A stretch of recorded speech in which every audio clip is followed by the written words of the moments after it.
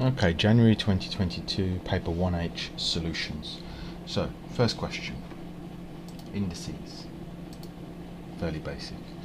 When you times, as long as you have the same base number, add the powers, a to the power of 11. When you divide, as long as you same base number, which in this case is the W, you subtract the powers. Question C, bracket to a power times the powers. We also need to do 8 squared, so it's 64. Then x to the power 10, y to the power of 6. Make t the subject. Okay, rearrange it so get the negative 8v on the left. Opposite of cubing, cube root.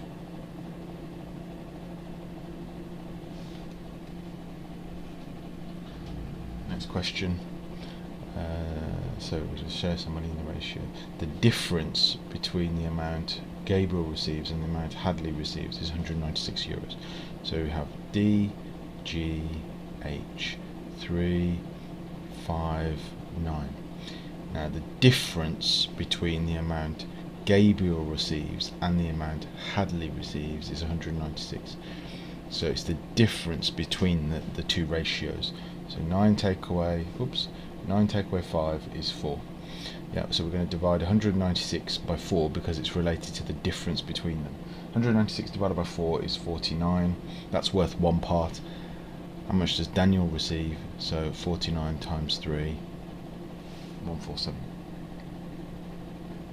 Next, basic SOHCAHTOA. Right angle triangle, start of the paper, work out the length of the side AB. Let's mark it with an X.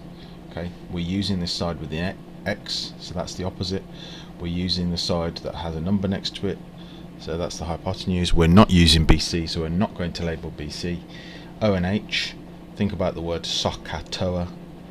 Yeah, you can write it out if you need to. O and H are in SOH, so we draw the SOH triangle, we draw it again a little bit bigger. Sine brackets the angle. X is the opposite, and yep, so I'll write X here, and then the hypotenuse is 8.4.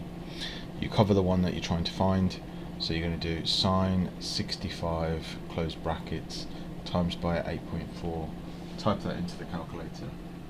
Write down some of the display: 7.61, 298, 3 sig fig is 3 from the start. Is it 7.61? Is it 7.62?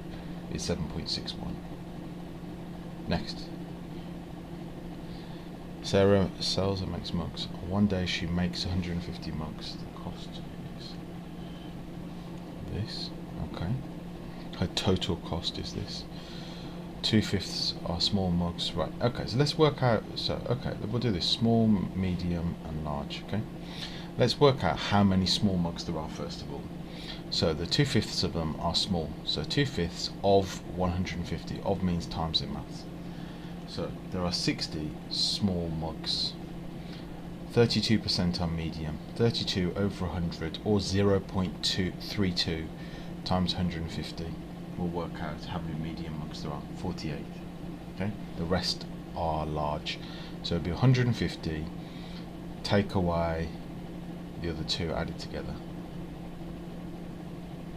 Okay. Which is 42. This is how many mugs of each variety there are. Okay.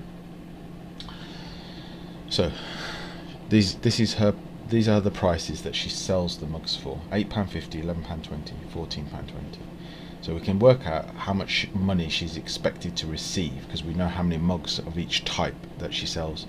So 60 times £8.50 plus 48 times £11.20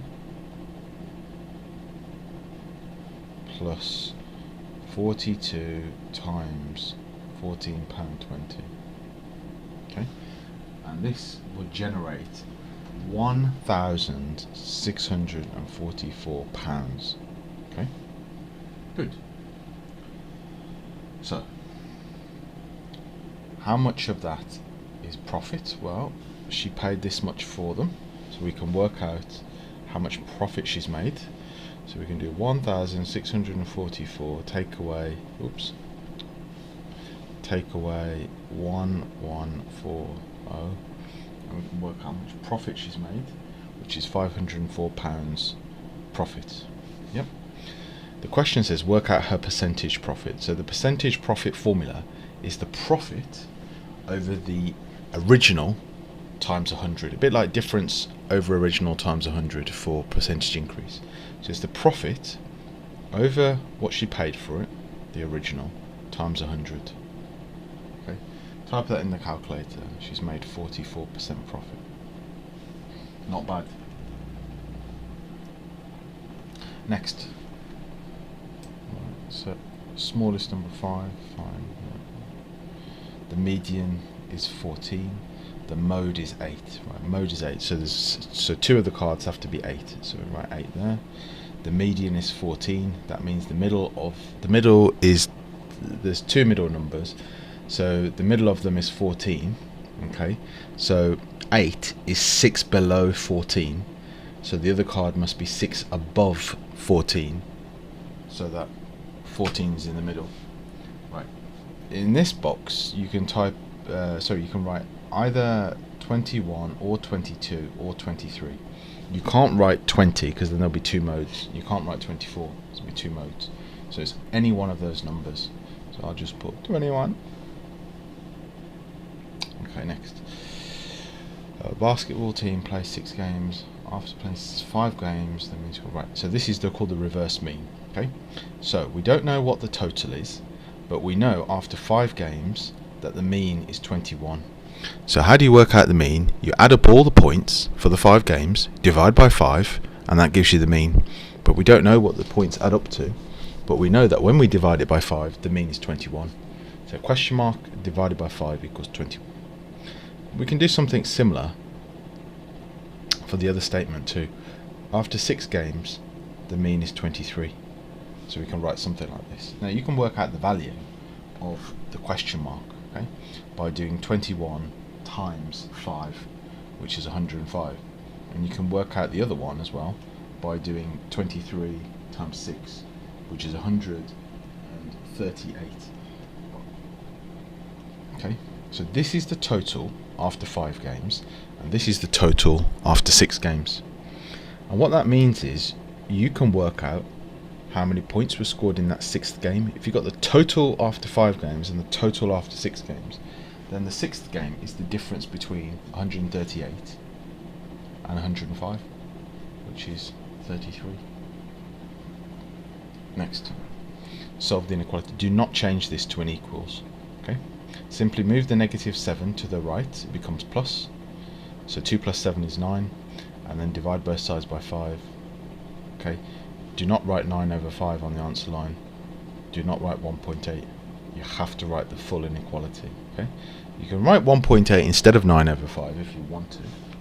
Okay, but you don't have to. Next one is the AM method. So two numbers that add to make -2 but multiply to make 35. You always start with the multiplying. So 1 times 35, 3, 4, 5, 5 times 7. So it's going to be 5 and 7. Okay, 5 and 7. We need to get -2 when we add them, so it'd be -7 add 5. Hence solve. So when you hence solve, you set each bracket equal to 0 like this. Okay, and then work out the values of y. So y can equal -5 or +7. Okay, if you move that over here. Okay, next. Right, so this one. With these Venn diagrams, you start with the middle bit first. So 5, 10 and 15 are in the middle. Right, okay.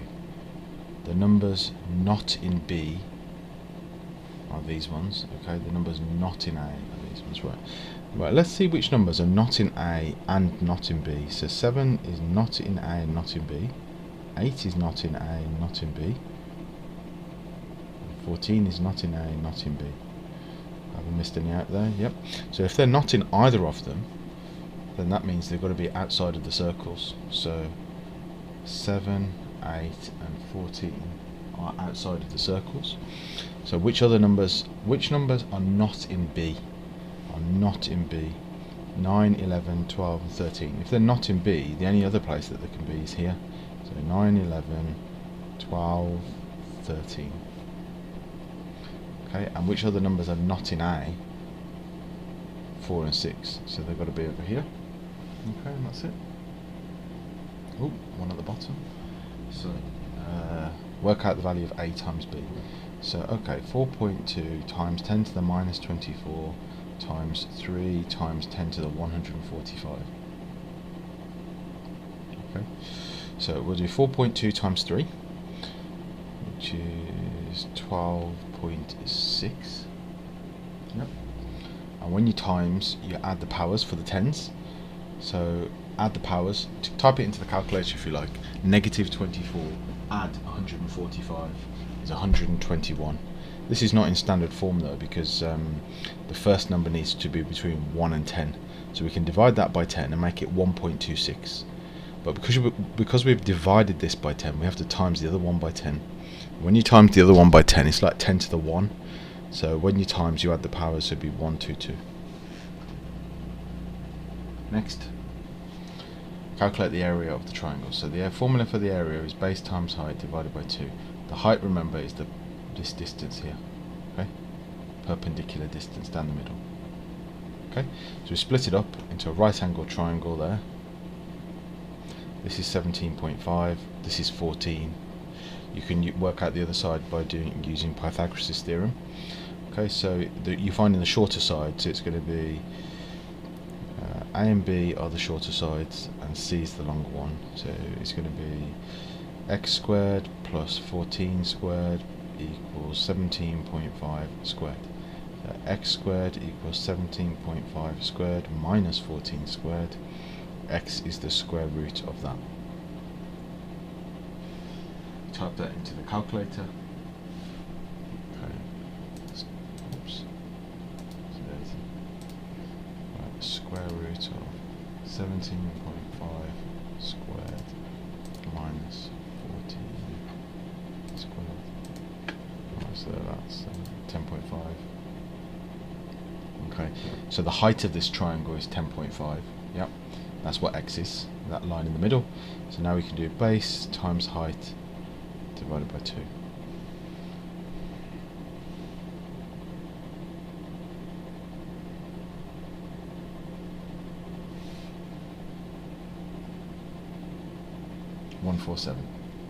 Next, find the gradient of this line. Okay, fine. The gradient has to be in the line has to be in the form y equals mx plus c, and then we can read off the gradient. So let's rearrange it. Divide both sides by 2. Divide every section by 2. Okay, now you can see the gradient. Make sure you don't write x down. You'll lose a mark for that. Just minus 7 over 2. Or minus 3.5 if you like decimals. Weird. Find the coordinates of where it crosses the y-axis. Well, this is quite easy. You know, if you understand c in y equals mx plus c, c is where it crosses. So the line will look like this. It's got a negative gradient, but it crosses at 5. Okay, negative gradient, so minus 7 over 2, but it crosses at 5. So the full coordinate will be 0, 5. 0 on the x, but obviously 5 on the y. Now, what isn't asked here is where does it cross the x-axis? Just, you know, there's a bonus bit of information. You could work at this point as well, because that could come up in the exam this summer. And the way to do that is, you know that the y coordinate here is 0, but you don't know the x coordinate.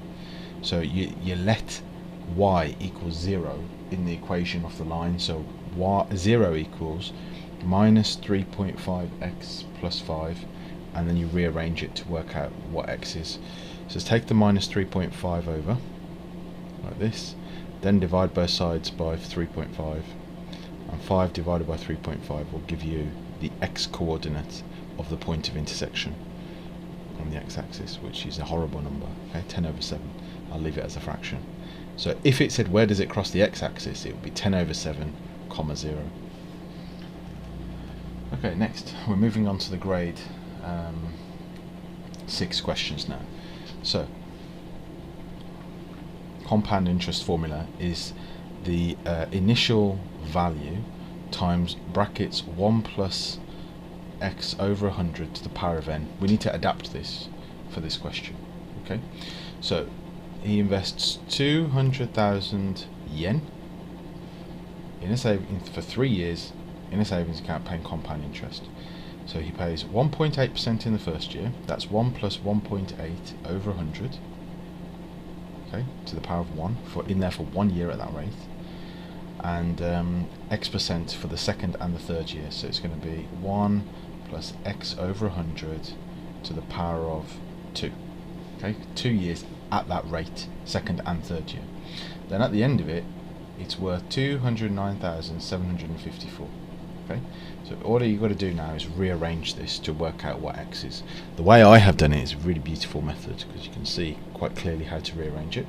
So this bit that I have just put a square bracket underneath, we can take that to the other side where it becomes divide. So we're left with this on the left, 1 plus X over 100 to the power of 2 equals 209,754 divided by 200,000 times brackets 1 plus 1.8 over 100 to the power of 1. Okay, let's try and type this in.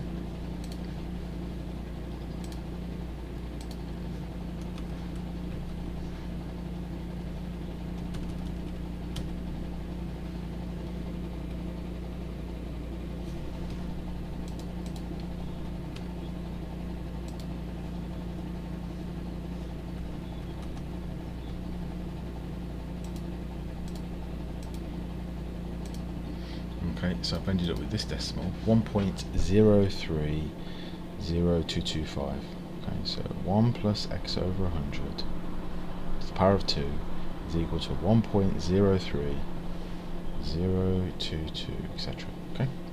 Now, what I want to do is get rid of the squared on the bracket, so I can do that by square rooting both sides. So what I'm going to do is square root and I end up with 1.105. 0, 0, 0, and so on. Okay, take the plus 1 over, so it becomes minus 1. So then it'd be 0.015000. And then finally, can you see how to work out X? On the left it says X over 100, so now you times it by 100. And when you times it by 100, it becomes 1.5000. So it's basically 1.5%. Next, cumulative frequency, number 12. Okay, typical grade 6 question. So cumulative frequency is when you it's like you do a running total. So you've got 7 there, 7 there, another 26, so that makes 33, another 24, 57, 71, 78, 80. Yeah. Right, and then on the next page we're going to draw the cumulative frequency graph. So let's do that. Right, I'm going to zoom out a bit for this one. Let's paste this. Right, so remember, where do we plot? At the end points. So let's plot the points then.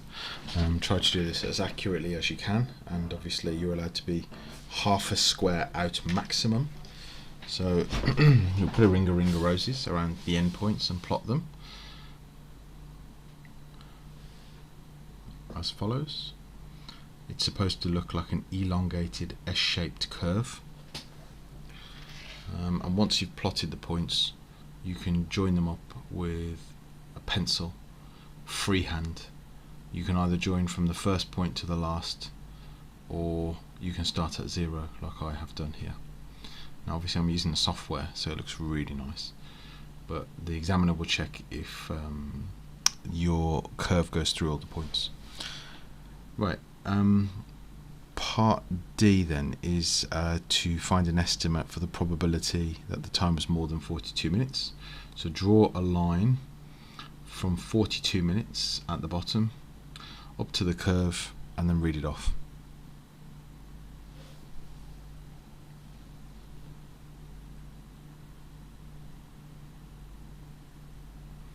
Okay, I'll make that to be around 73, but because it says more than 42 minutes, it's the bit above that, so it will be 80 minus 73, which is 7. So around 7 over 80 or thereabouts. Oh, there's a part C as well. Find an estimate for the median. So draw the data goes up to 80, so draw a line across at 40 and then read it off. You have to actually draw the line.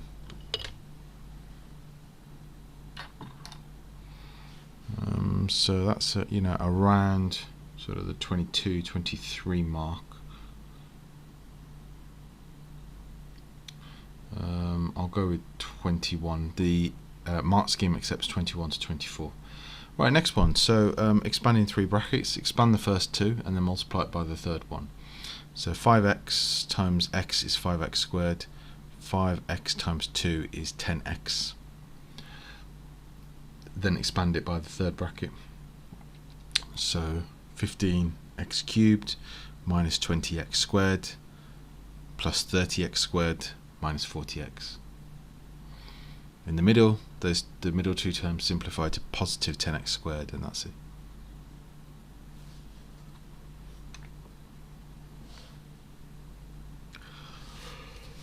Well, the next question has a negative in the power, so we can flip the fraction first of all, because that's what that means, the reciprocal. So you can rewrite it to the power 3/4, but upside down. So y to the power 20 over 16w to the power of 8 to the power of 3/4. When you have a bracket to a power, you times the powers. If you don't know what 20 times 3/4 is, then of course you can just type it into the calculator. 20 times 3/4 is 15, and 8 times 3/4 is going to be 6. For the 16, you have to type that into the calculator as 16 to the power of 3/4, and the calculator work it out, which is 8.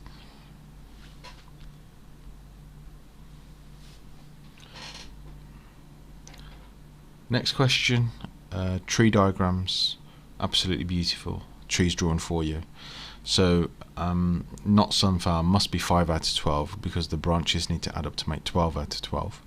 For packet B, it says there's 15 seeds in the packet and 8 of them are sunflower seeds, so it'd be 8 out of 15, and the other one will be 7 out of 15, and that's on both sets of branches. Calculate the probability that she will take 2 sunflower seeds. So we just need to highlight which path it is, which is sunflower followed by sunflower, and then when you move along the branches, you times the probabilities together.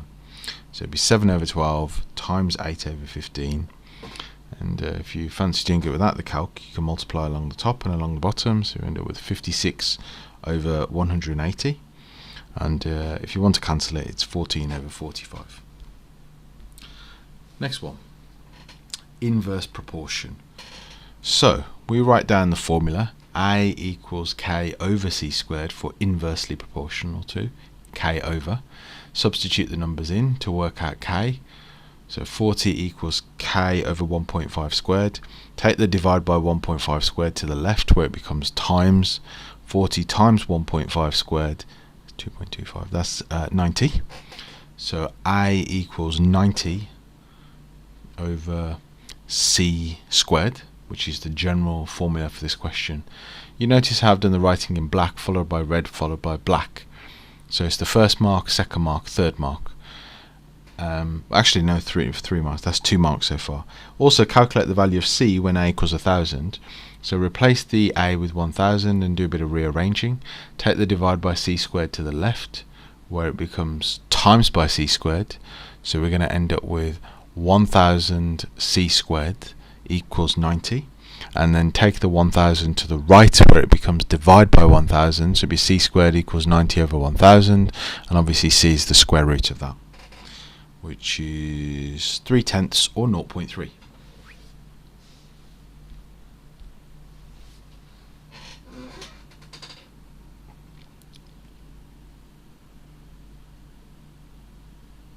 Right, the next one.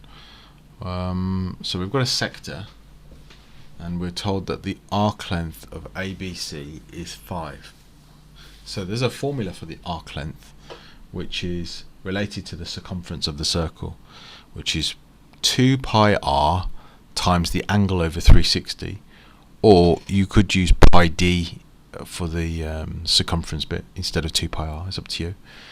So I'm going to use 2 pi r this time. 2 pi r times the angle over 360 equals the arc length. And we know the angle and we know the arc length, so we can replace the angle with 55 and then replace the arc with 5. Now you'll notice the only letter that's missing now is r, so we need to rearrange this. First thing I'm going to do is take the divide by 360 from the left to the right, where it becomes times by 360. So I'll end up with 2 pi r times 55 equals 5 times 360. And then I can take the so what's left on the left hand side is 2 pi r times 55. I want to work out what r is, so all the other things I want to take over to the right hand side, but they're all times together. 2 times pi times 55. So if I take that over as one block, it will be 5 times 360 divided by 2 times pi times 55. And this will work out r, and if you do this in the calculator you end up with around 5.2087.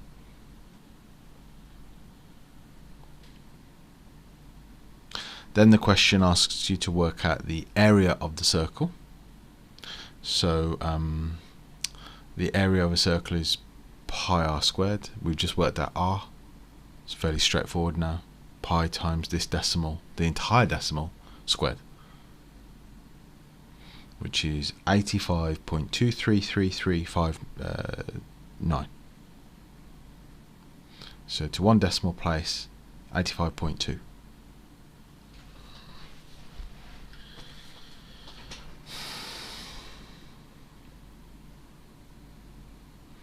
The next question is a LAV question because it's to do with similar shapes. So we write down LAV and then SF squared, SF cubed. Okay, we can see that we're given information about the heights of the vases, which means that's related to the lengths. So I could work out the length scale factor, and we normally do the big divided by the small, so it'd be 15 divided by 10, which is 1.5. Once you know that's 1.5, the area scale factor is SF squared, so it's 1.5 squared, and the volume scale factor is 1.5 cubed. It says the difference between the vase, the volume of the vases, is 1197. The thing is, we don't know what the volume of either vase is, so we're going to have to use a bit of algebra here. Call the volume of vase A x. The volume of vase B will be 1.5 cubed times x, because 1.5 cubed is the volume scale factor. Now I don't know what x is, but I know that 1.5 cubed is 3.375. Just check that on the calculator. Oh yes. So 3.375 times x is 3.375x. So that's the volume of vase B. I know that the difference between the vases, the volume of the vases, is 1197.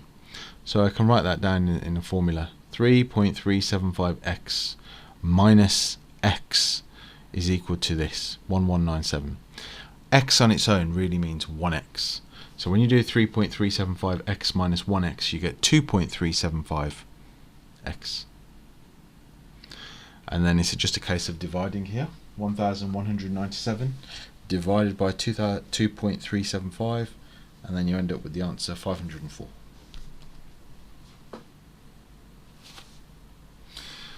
Okay, the next question is a little bit more complicated.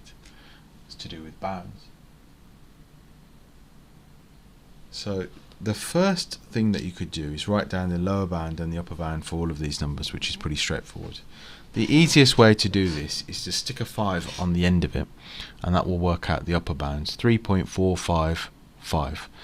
And the last two digits are 55. So for the lower bound, the last two digits have to be 10 less, so it's going to be 45 at the end. So that's a quick way to do it. Same thing with 1.9, make it 1.95 for the upper bound, the last two digits are 95, so for the lower bound it's going to be 85 because it's 10 less. For 5, it's rounded to the nearest whole number. A whole number is 1, so half of 1 is 0.5, so it's going to be 0.5 either side, so 4.5 and 5.5.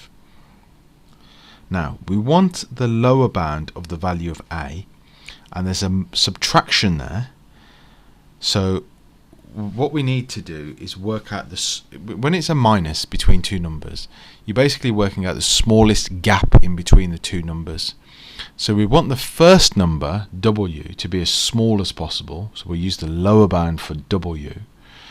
But then the number that we're taking away, we need that to be as large as possible, because we need the gap, the difference between them, to be small.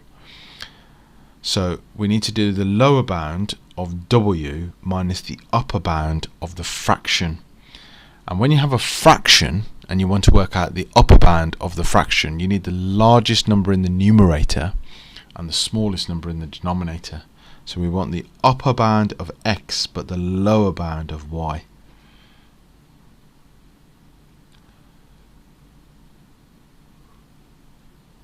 And it's just a case of substituting all the numbers in now. So it would be 3.445 minus 1.95 squared over 4.5. Type that into the calculator and you end up with 2.6.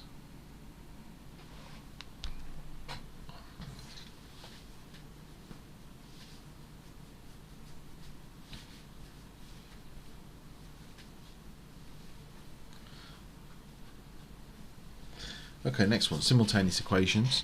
So the one of the equations is non-linear, the other one is linear. And what you need to do in this question, number 19, is substitute the non-linear equation into, I beg your pardon, substitute the linear equation into the non-linear one. So this is in a really nice format because the linear equation is y equals.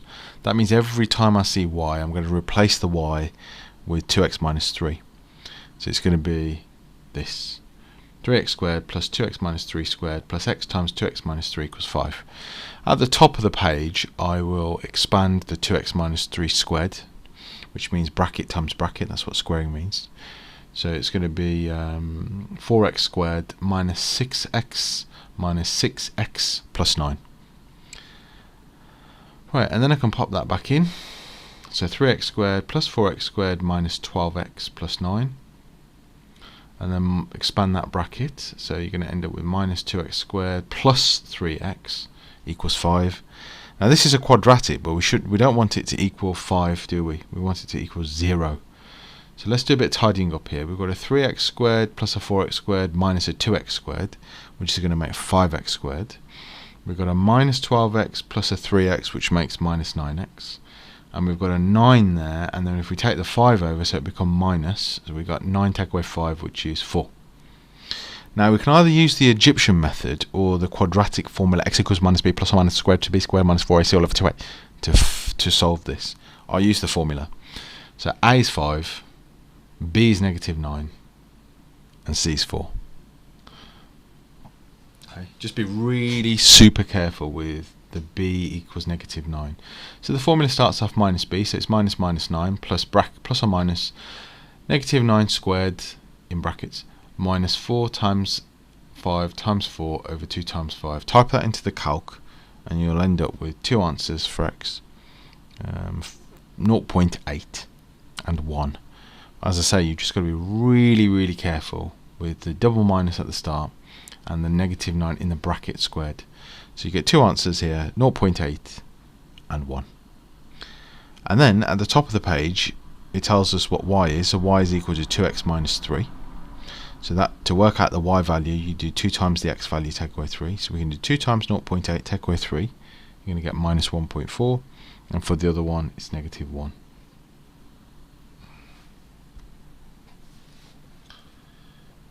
Okay, completing the square with a negative x squared. Horrible. So let's first of all write it in the correct form that we like, which is the x squared first. So negative 3x squared plus 12x plus 7. None of the signs have changed. You then take out a negative 3 from the first two terms, which means you divide the first two terms by negative 3. So negative 3, and the first term in the bracket will be x squared, and then 12x divided by negative 3 is negative 4x.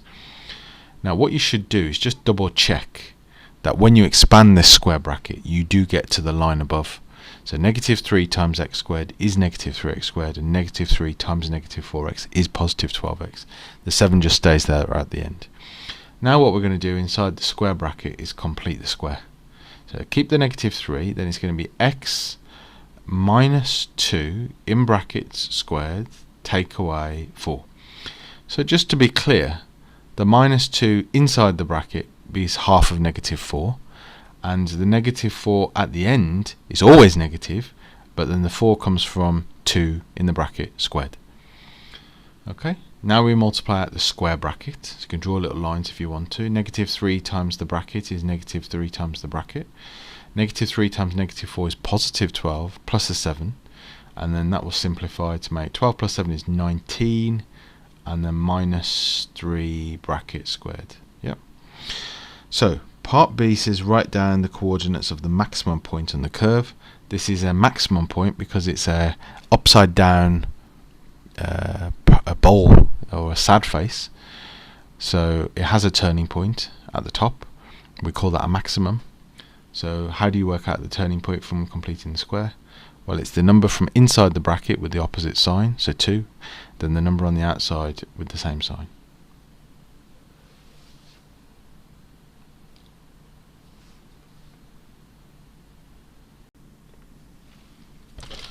Okay, question 21 then. So,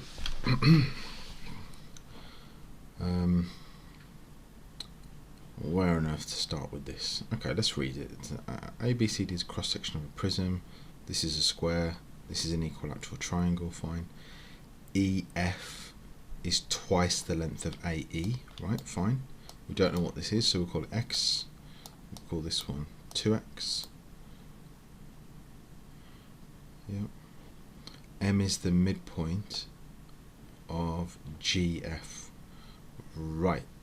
Well, okay, in that case, so GM would be half of X, and FM would also be half of X, but now I want, because I've read this information, now I want to tweak it. So rather than writing X and 2X, I want to write 2X here and 4X over here. So that when I half 2x, I can write it as x. That's better. Okay, that's good. So MAJ, angle MAJ. Right, let's draw some extra lines on here then. So I'll draw a line going from M to J to A, and then connect it up like this. Angle MAJ is equal to y. So tan of y is equal to t. So tan of y is opposite over adjacent. Okay. So tan of y is equal to opposite, which in this case the opposite to angle y is the side MJ, over the adjacent, which would be MA. Right, so we just need to work out what MJ and MA are. Right, so we've got a 2x here. Okay. Right, let's look at the equilateral triangle then. So this side of it is 2x, which means every side of it is going to be 2x because it's equilateral. Right, so what I want to work out is this bit here. What's the height of the triangle? So how am I going to do that? Okay. X, 2x, split it in half, right angle triangle, use Pythagoras' theorem. So it's the shorter side that we're working out, which is the longer side squared minus the shorter side squared. So 4x squared minus x squared, which is 3x squared root 3x. Okay. Right, good. So what do I know now? This bit here, this is the height of the square, which we know is 2x. I've just worked out the bit above it, which is the height of the rectangle. That's root 3x. Okay, so now I know that mj must be 2x plus root 3x. Okay, good, that's fine. And what about am? So what's am? Right, so to work out am, we need to consider a bird's eye view of this. So imagine looking down on this rectangle. Okay, this side is 2x, in the middle it's x here, and we're trying to work out am, which is, oops, let's just use a straight line. It's like this length here. So 4x on this side. So we can use Pythagoras' theorem on this right angle triangle. This time we're working out the hypotenuse, so it's the longer side that we're working out. So it's the shorter sides squared added together. So that's 16x squared plus x squared is root 17x squared. So that's root 17x. Right, so that means mi is root 17x. So that means tan y is equal to mj. Now if we factorise mj, we get x brackets 2 plus root 3, and on the bottom we've got a root 17x. Yep, x's cancel, so you're left with 2 plus root 3 over root 17. Yep, but we want it to look like root p plus root q over 17. That means they have rationalised the denominator to get rid of the root 17.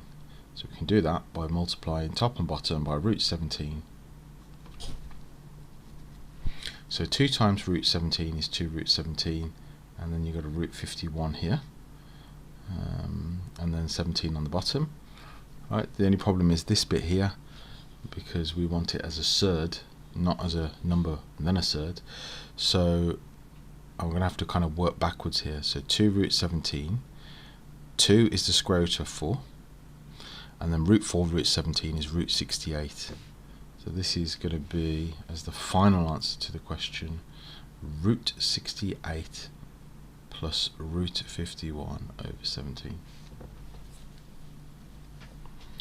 Okay, next. Vectors. Okay. So, OA is 8A. I'll write that on. OB is 6B, but I don't want to write 6B there because M's in the way. Where is M? M is on the point on OB such that OM to MB is in the ratio 1 to 2. So that's divided into 3. So 6B divided by 3 is 2B. So this bit must be 2B and this bit must be 4B because it's 1 to 2. P is the point of intersection on the intersection of ON with AM. Fine. Use a vector method to find OP in as simplified expression as possible. Right, fine. Okay. So let's so we know that N is the midpoint of AB. So there's quite a few vectors we can work out here. We could work out AB. We can work out AB. Let's go along the bottom, which is negative 8A, and then up the side plus 6B. So 6B minus 8A. And that means AN, which is going to be half of that because N is the midpoint, will be 3B minus 4A. And then we can work out vector ON. You see, what I'm trying to do is work out OP.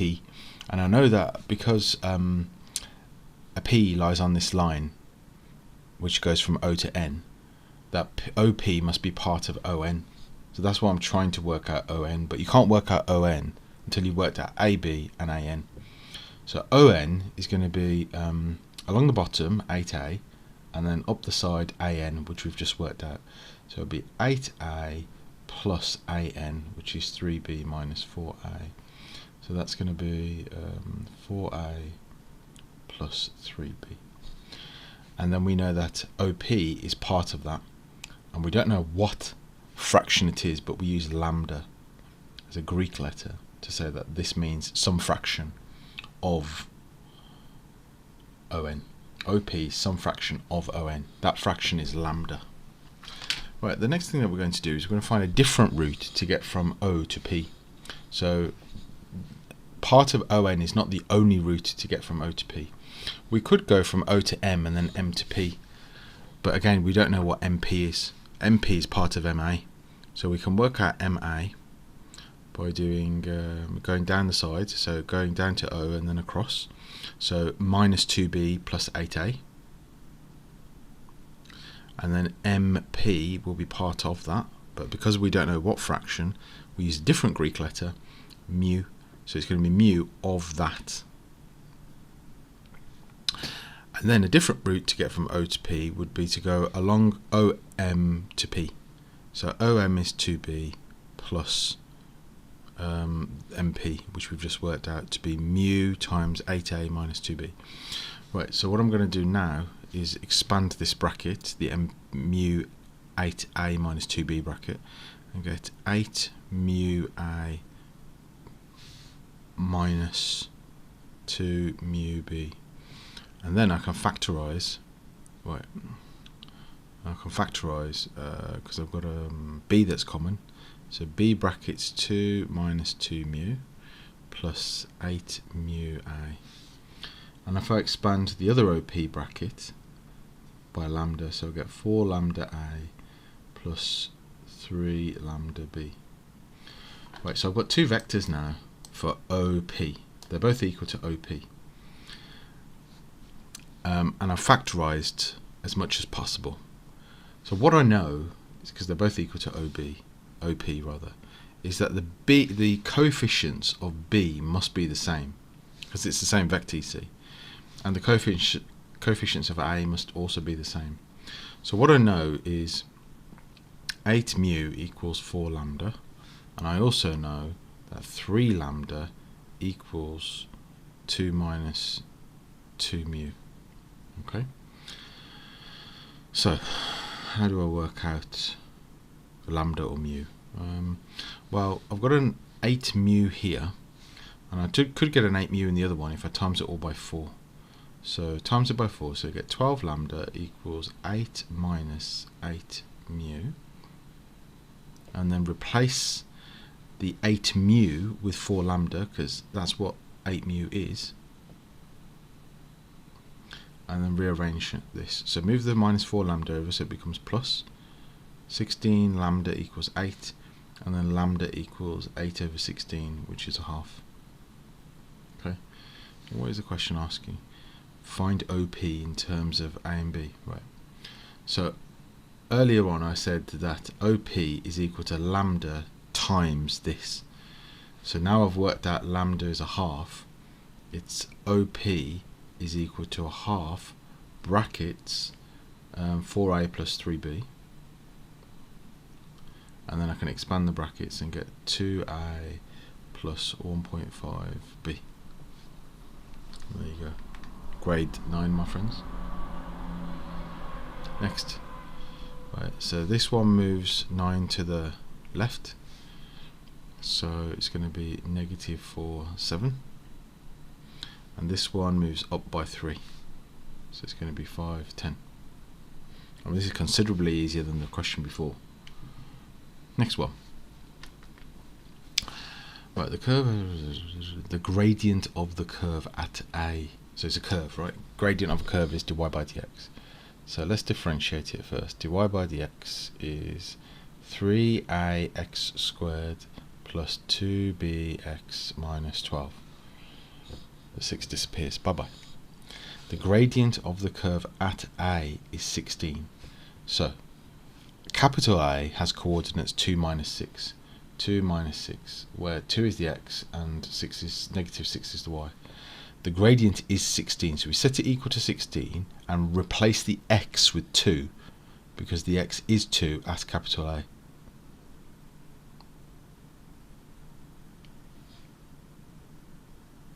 So 2 squared 4, 4 times 3 12, 12a plus 4b minus 12. So 28, move that minus 12 over, equals 12a plus 4b. Right, it's impossible to solve this with just one equation.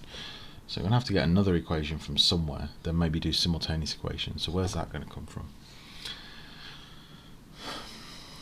Where is that going to come from? What else do we know? Right, we know, okay, so we know the point capital A lies on the curve. So we could substitute the 2 and the minus 6 into the original equation. So negative 6 equals A times 2 cubed plus B times 2 squared minus 12 times 2 plus 6. And negative 6 equals 8A plus 4B minus 24 plus 6. Right, minus 24 plus 6 is negative 18. Move the negative 18 to the left, it's going to become plus 18. 18 take away 6 is 12. There's your other equation. Right, now we can do simultaneous equations. So, oh, they both got 4b in, which is handy. Okay, so put a minus. So that's 6, 1, 6, 4a. So that means a is 16 divided by 4, which is 4. Just substitute it in to work out b. So let's choose the 28 equation. 28 equals 12 times 4 plus 4b. 28 equals 12 times 4, 48 plus 4b. So 28 minus 48 is negative 20 equals 4b, and that means 20 divided by negative 20 divided by 4 is negative 5. So b is negative 5. Right. What does the question want? Find the y-coordinate of the point of the curve whose x-coordinate is equal to 3.